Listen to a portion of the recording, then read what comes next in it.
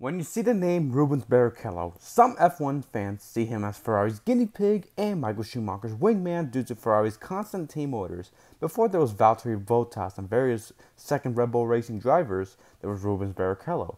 Other F1 fans remember him as one of the best second-team drivers in the sport, and other F1 fans remember him as another great Brazilian F1 driver. After 18 years, 322 starts, and racing for Jordan Stewart, Ford, Ferrari, Honda, Braun, and Williams, Rubens would win 11 races, 68 podiums, so close by one number, damn it, 14 poles, 1 DNQ at Imola back in 1994 due to a terrible crash he suffered in practice, and his average finish was a 10.1, and his best points finish was second twice. After the 2011 Formula One season, Bruno Senna would replace Rubens for the 2012 season, leaving Rubens without a ride in Formula One. On January 25, 2012, it was reported by Robin Miller that Rubens was going to test for KV racing technology at Sebring alongside with his friend Tony Kanaan. Barrichello and KV have called the test exploratory. Barrichello said he was eager to getting in the car and also mentioned that Tony gave him tips. Rubens enjoyed testing so much, he stayed for another day.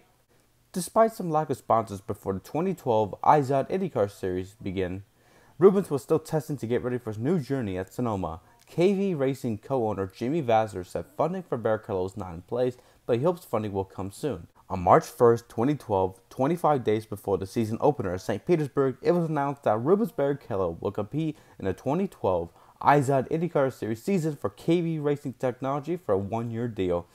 Some people say Rubens and IndyCar will grow the sport. Even Michael Andretti claimed that Barrichello and IndyCar could help Danica's departure to go to NASCAR.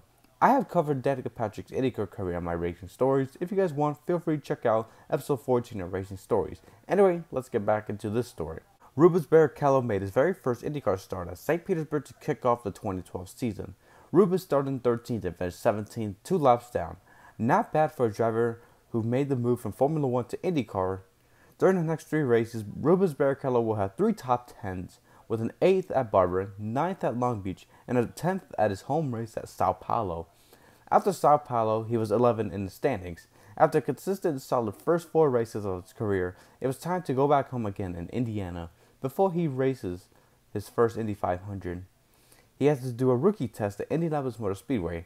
On May 10, 2012, he completed 83 laps with a top speed of 214.083 miles per hour. He passed it. On race day, Rubens Barrichello was starting in 8th place inside of row 4. Barrichello would have a very good and clean race. He even led 2 laps during green flag pit stops. Rubens would finish 11th. Rubens Barrichello would win the 2012 Indianapolis 500 Rookie of the Year.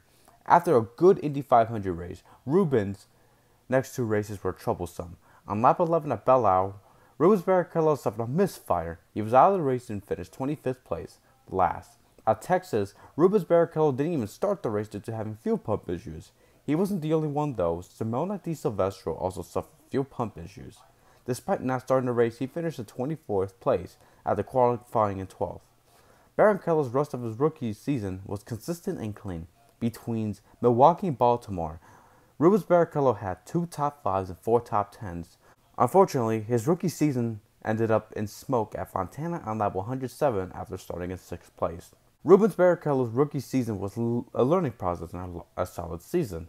He had 1 pole after starting on the pole for the second qualifying heat race from Iowa, 2 top 5s and 7 top 10s, and an average finish of 11.9, and he would finish 12th in points. Normally when I cover a driver's IndyCar career, I would be talking about the future of their career. Unfortunately, Rubens' rookie season would be his only season in the sport. There were rumors that Barrichello would be in Smith-Peterson or Rahal Letterman Lanigan Racing, but no deal took place due to having trouble finding sponsors. Nearly at the end of 2012, Rubens announced that he would leave IndyCar and would go back home at Brazil to race at Brazil's Stock Car Series in 2013.